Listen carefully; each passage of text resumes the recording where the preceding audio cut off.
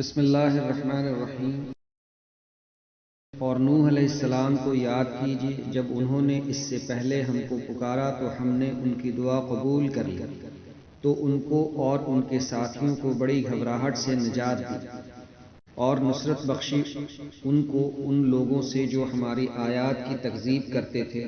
وہ بے شک برے لوگ تھے، سو ان سب کو غرق کر دیا۔ اور داؤد علیہ السلام اور سلیمان علیہ السلام کو یاد کیجیے جب دونوں ایک کھیتی کا معاملہ فیصلہ کرنے لگے جس میں کچھ لوگوں کی بکریاں رات کو چر گئی اور ہم ان کے فیصلہ کے وقت موجود تھے، تو ہم نے سلیمان کو فیصلہ کی سمجھ دی اور ہم نے دونوں کو حکمت اور علم دیا تھا، اور ہم نے پہاڑوں کو داؤد علیہ السلام کا مسخر کر دیا تھا کہ ان کے ساتھ تسبیح کرتے تھے، اور پرندوں کو بھی، اور ہم ہی ایسا کرنے والے تھے۔ اور ہم نے تمہارے داؤد علیہ السلام کو زرہ بنانے کا ہنر سکھا دیا تھا تاکہ تم کو تمہاری لڑائی کے وقت محفوظ رکھے، تو کیا تم شکر کرو گے؟ اور ہم نے سلیمان علیہ السلام کے لیے تیز ہوا کو مسخر کیا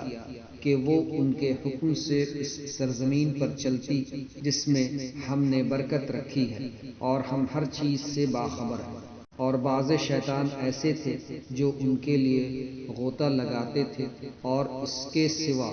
اور کام بھی کرتے تھے، اور ہم ان کے نگہباں تھے۔ اور ایوب علیہ السلام کو یاد کیجیے جب انہوں نے اپنے رب کو پکارا کہ مجھے تکلیف پہنچ رہی ہے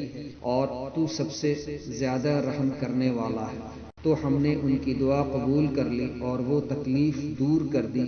جو ان کو لاحق تھی، اور ان کو ان کے بال بچے عطا کیے اور ان کے ساتھ اتنے اور دیے اپنی مہربانی کے سبب، اور عابدین کے لیے یہ نصیحت ہے۔ اور اسماعیل علیہ السلام، ادریس علیہ السلام، ذوالکفل علیہ السلام کو یاد کیجیے، سب صبر کرنے والے تھے اور ہم نے ان کو اپنی رحمت میں داخل کیا، بلا شبہ وہ نیکوکار تھے۔ اور مچھلی والے ذوالنون کو یاد کیجیے جب وہ ناراض ہو کر چل دیے اور خیال کیا کہ ہم ان پر قابو نہیں پا سکتے، پس انہوں نے اندھیروں میں پکارا کہ تیرے سوا کوئی معبود نہیں، تو پاک ہے ہر عیب سے، بے شک میں قصوروار ہوں۔ تو ہم نے ان کی دعا قبول کر لی اور ان کو غم سے نجات دی، اور ایمان والوں کو ہم اسی طرح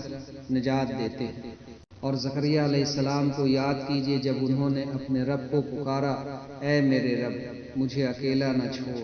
اور تو سب سے اچھا وارث ہے۔ تو ہم نے ان کی دعا قبول کی اور ہم نے ان کو یحییٰ علیہ السلام بخشا، اور ہم نے ان کے لیے ان کی بیوی کو اولاد کے قابل کر دیا۔ یہ لوگ دوڑتے تھے نیک کاموں میں اور ہمیں امید اور خوف سے پکارتے تھے اور ہمارے سامنے عاجزی کرتے تھے۔ اور اس عورت کو یاد کیجیے کہ جنہوں نے اپنی عفت کو محفوظ رکھا، پھر ہم نے ان میں اپنی روح پھونک دی، اور ہم نے ان کو اور ان کے بیٹے کو دنیا والوں کے لیے ایک نشانی بنا دیا۔ یہ ہے تمہارا طریقہ، ایک ہی طریقہ، اور میں تمہارا رب ہوں، تو تم میری عبادت کیا کرو۔ اور ان لوگوں نے اپنے دین میں اختلاف پیدا کیا، ان سب کو ہمارے پاس آنا ہے۔